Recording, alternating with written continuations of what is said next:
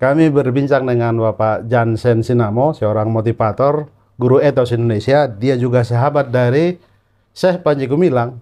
Di ulang tahun 77 tahun Syekh Panji Gumilang, kita ingin mendengar pendapat dan ucapan selamat ulang tahun dari Pak Jansen Sinamo. Horas Pak Jansen, Horas, horas. sebagai orang yang pernah kenal Syekh Panji Gumilang di ulang tahun 77 tahun, barangkali ada yang mau Bapak sampaikan. Ya, pertama-tama tentu selamat ulang tahun buat Profesor Panji Gumilang yang tersohor. Ya, semoga Bapak sehat selalu, semakin sehat, lanjut terus dari 77 sampai dekade 80-an nanti, bahkan 90-an. Ya, sebagai sahabat, tentu saya ikut bahagia, merasa senang diundang oleh podcast Suara Tapian. Suara Tapian untuk ikut berbicara sedikit sekarang ini. Nah, tentang Pak Panji Gumilang sendiri, saya sudah membaca di mana ya, di sejumlah media lah. Sejak puluhan tahun yang silam, 20 tahun kali ada ya. Nah,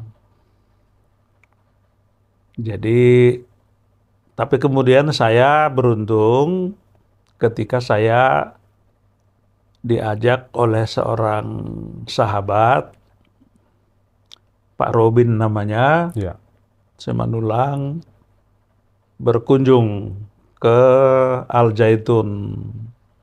Pada waktu itu eventnya memang lagi bagus. Mereka sedang membangun kapal di sana. Ya. Tentu saya tertarik lah ya, sebagai orang teknologi saya mengetahui bahwa ada sebuah pesantren berkemampuan mau membangun kapal, galangan kapal. Itu tentu menarik bagi saya, dan di YouTube sudah saya lihat aktivitas mereka, karena aktivitas mereka membangun kapal ini, galangan kapal ini dari nol, itu mereka bikin di YouTube juga. Jadi bisa kita ikuti. Itu saya ke sana dengan sejumlah kawan-kawan, tadi disebut diundang. Nah, waktu kemudian seluruh kompleks dari apa yang disebut sebagai Al Zaitun itu saya lihat sendiri ke dalam, wah, takjublah saya. Itu kata yang pas saya pilih, takjub, gitu kan. Bayangan saya itu pesantren itu adalah seperti yang di Jawa Tengah itu. Banyak juga teman-teman saya dulu, teman-teman kuliah, alumni pesantren. Saya tahulah kira-kira seperti apa teman-teman alumni pesantren dari Jawa Tengah gitu kan. Gontor lah, beberapa lah itu. Atau saya kuliah di Bandung dulu, mereka alumni Gontor, alumni apalagi gitu. Tapi waktu saya lihat ini, wah ini gila nih, saya pikir, ya kan. Jadi takjub lah, itu intinya. Jadi boleh dibilang seharian rombongan saya tersebut diajak berkeliling. Tidak saja kompleks pembuatan kapal, galangan kapal itu, tetapi juga satu lagi adalah persawahan milik dari Al Zaitun yang dikerjakan oleh masyarakat di kecamatan itu. Kompleks Al Zaitun ini berada di sebuah kecamatan di Kabupaten Indramayu, Kabupaten Gantar namanya ya. Nah, itu menyaksikan kompleks persawahan yang dikerjakan oleh masyarakat. Jadi semacam kerjasama nih, sawah itu milik Al Zaitun, tetapi masyarakat di Kecamatan Gantar itulah yang mengerjakannya. Ya. Ada yang 2 hektar, ada yang 3 hektar, ada yang 5 hektar, semampu mereka. Jadi itu kelompok tani sebenarnya kalau boleh dibilang ya. Wah, itu lebih lagi menakjubkan. Sebuah luasan sawah di Kecamatan Gantar tersebut yang adalah milik dari Al Zaitun itu ya lebih 1.000 hektar. Ya. Ya kan? Saya juga petani sawah. Di zaman kecil saya di kampung dulu, di kampung kami di Sidikalang, Kabupaten Dairi, pada umumnya masyarakat kan juga bertani, termasuk ibu saya, Ya. bapak saya. Jadi saya sejak bocah kan terlibat juga oleh orang tua, dilibatkan dalam kegiatan bersawah, gitu loh. Ya. Jadi saya akrab dengan pekerjaan tani sawah ini. Tapi khususnya ibu saya, bapak saya, akhirnya punya luasan sawah sampai 1 hektar. Karena ibu saya itu sangat rajin bekerja, sawahnya terus semakin luas, tapi menyaksikan sawahnya Al Zaitun Al Zaitun, waduh, jauh lah. jauh lah kan, ini Ya. gila ini kan, ini sudah industri ini ya, Ya. industri pertanian atau industri persawahan yang dikerjakan puluhan ribu orang, Ya. diorganize oleh Al Zaitun itu, ya kan?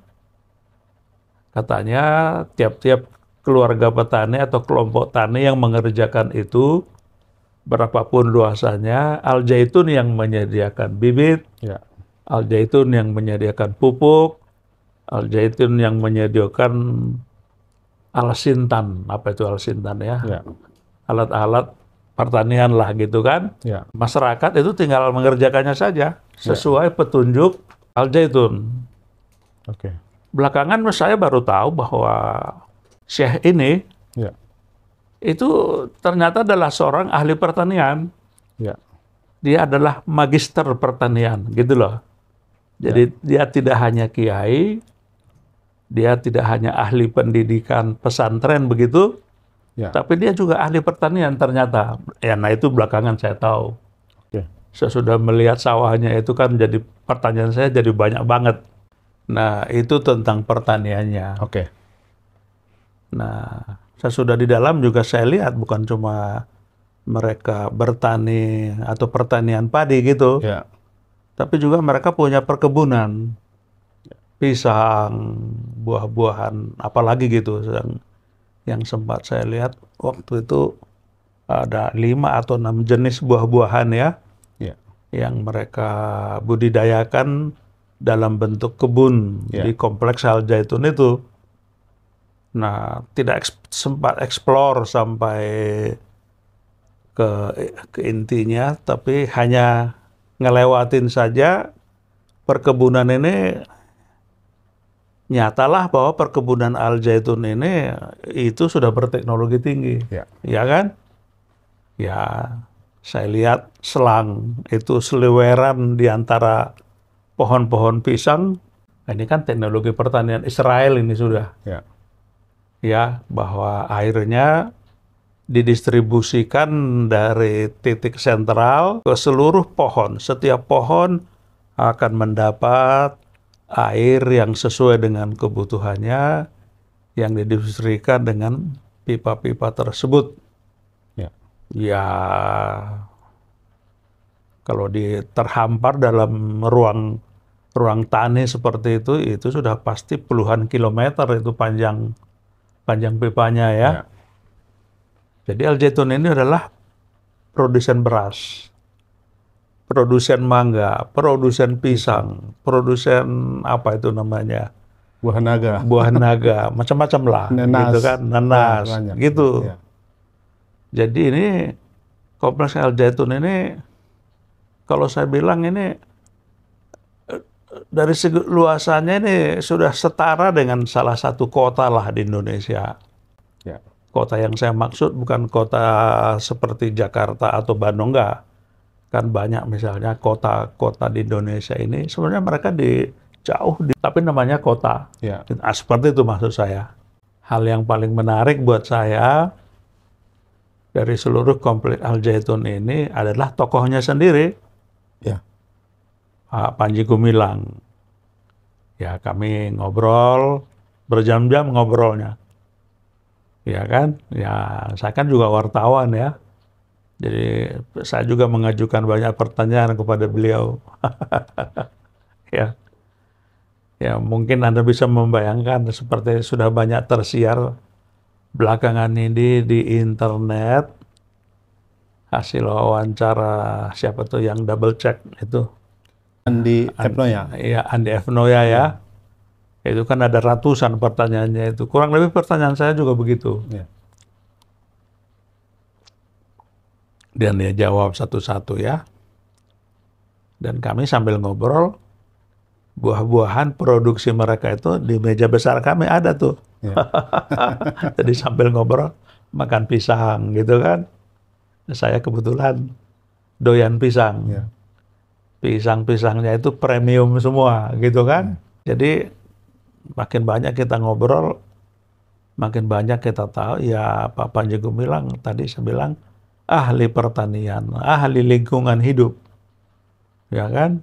Dia bilang bahwa di kompleks Al Zaitun itu ternak-ternak yang hidup, hewan-hewan yang hidup di sekitar itu saling cek sesamanya. Jadi misalnya ada banyak burung hantu di situ. Hadirnya burung hantu di Al Zaitun itu adalah mencek supaya ular dan tikus populasinya tidak berlebihan. Ya kan?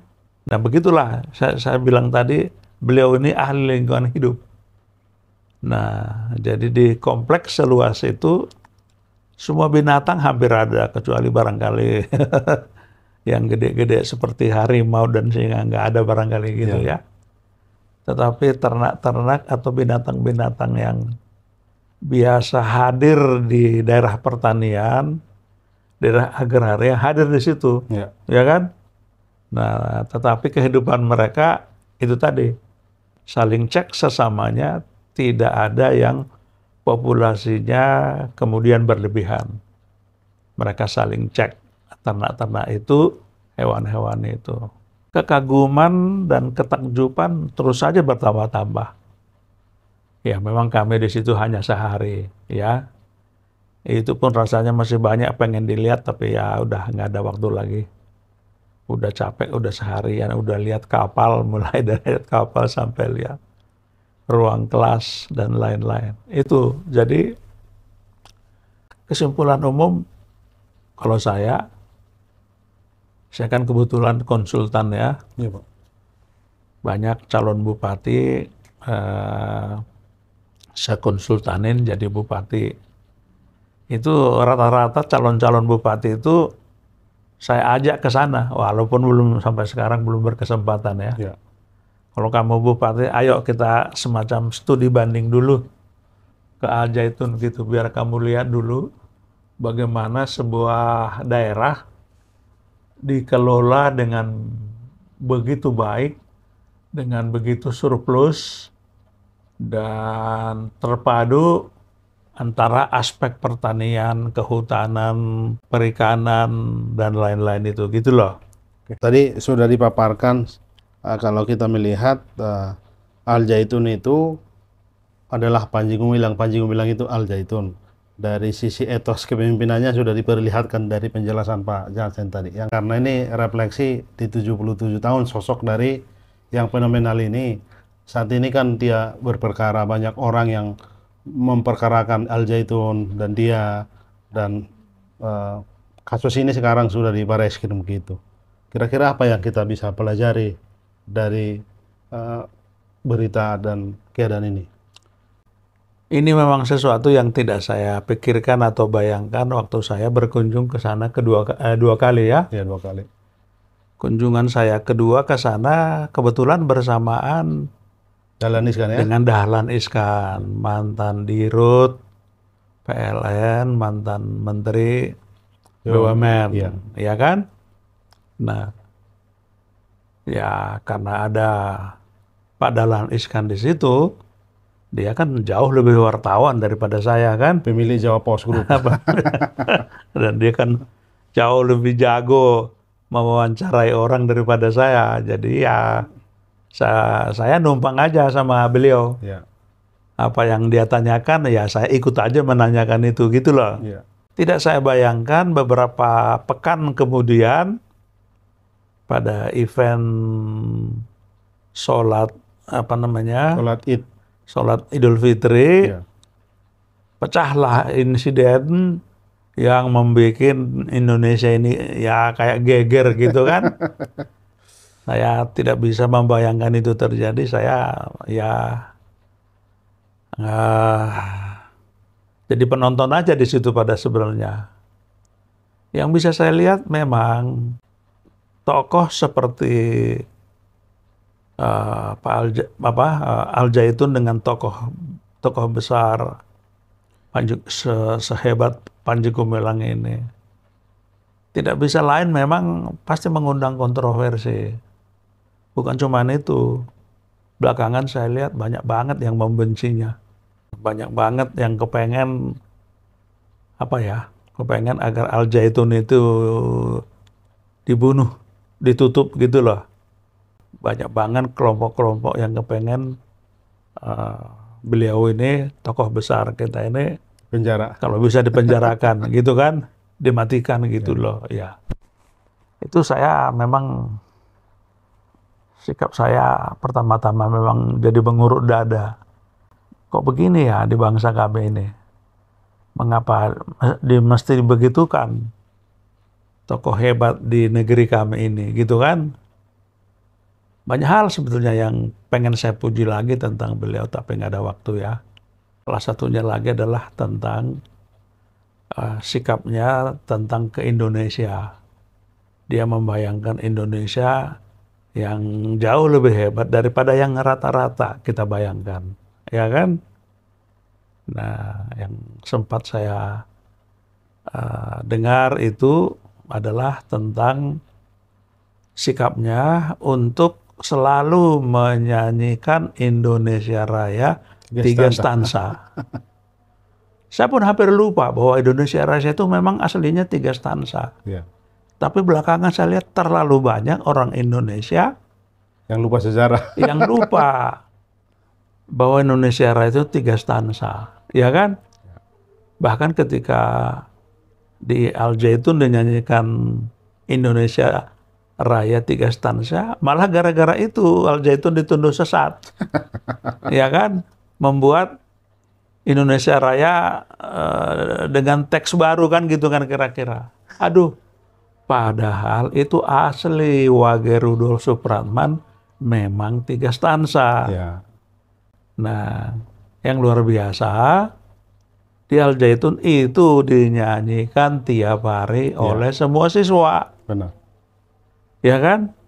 Jadi tidak pernah di sana Indonesia Raya dinyanyikan 1 stansa. 1 stansa, stansa pertama. Kita kan itu aja. Iya. Itu pun sekali seminggu.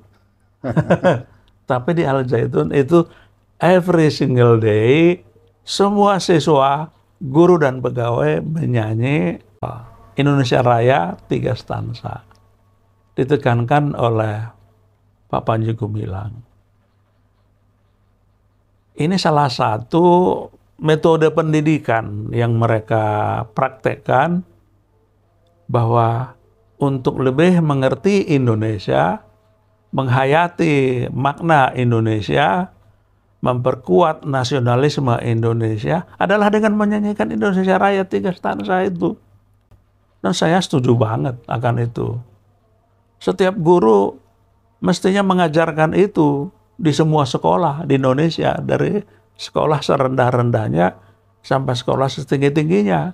Dan setiap kata yang dipakai atau yang digunakan Wage Rudolf Supratman dalam teks Indonesia Raya itu memang kata-kata pilihan, ya kan? Jadi saya ngerti kalau ini dinyanyikan 1 semester aja, Indonesia Raya 3 stansa, itu beda siswanya dengan yang tidak menyanyikannya. Itu kan Lah itulah. Nah, tetapi kan di dalam perkembangan hiruk pikuk sejak sholat Idul Fitri itu kan ini menjadi bahan kritikan terhadap dia, terhadap beliau, di samping soal-soal lain dalam keislaman yang secara bersama kelompok-kelompok anti Panji Gumilang menyebut itu adalah bagian dari kesesatannya. Waduh, saya kalau udah ngomong gitu kan jadi nggak berani saya ngomong, ya kan? Saya sendiri kan orang Kristen, jadi ngomongin yang gitu-gitu kesesatan dalam Islam, ya mana berani saya ngomong itu kan? Saya menyimak aja sampai akhirnya beliau diperkarakan di Bareskrim Polri dan seterusnya dan seterusnya. Tapi yang tetap saya lihat luar biasa, meskipun beliau ini ternyata sudah 77 tahun, Ya. di televisi setidaknya kelihatan beliau ini sangat tegar, sangat kuat, sangat energik, tidak punya rasa takut, tidak punya, ya, terintimidasi pun tidak gitu loh. Artinya mental pun tidak kelihatan beliau ini seperti terpukul, kecut gitu loh. Jadi ya saya hanya berdoa supaya Pak Panji Gumilang tetap teguh, tetap tegar, tetap bersemangat mengatasi semua tuduhan-tuduhan, cercaan-cercaan yang ditujukan kepadanya, ya kan? Memang mungkin saja ada hal-hal yang dianggap berlebihan oleh kelompok-kelompok tertentu, yakni lawan-lawan dari Panji Gumilang. Nah kan, tapi menurut saya kan itu semestinya boleh dibicarakan baik-baik, ya kan? Ya. Dalam semangat toleransi, kerjasama, persaudaraan, itu mestinya bisa dicari, ya, spirit bersama atau garis bersama atau kebersamaan dalam bingkai Indonesia Raya NKRI yang luar biasa ini. Mungkin begitu pendapat saya ya. Pak Terhadap Jansen beliau. Sinamo, terima kasih kesempatan untuk Suara Tapian berbincang dan merefleksi 77 tahun Syekh Panji Gumilang. Terima kasih.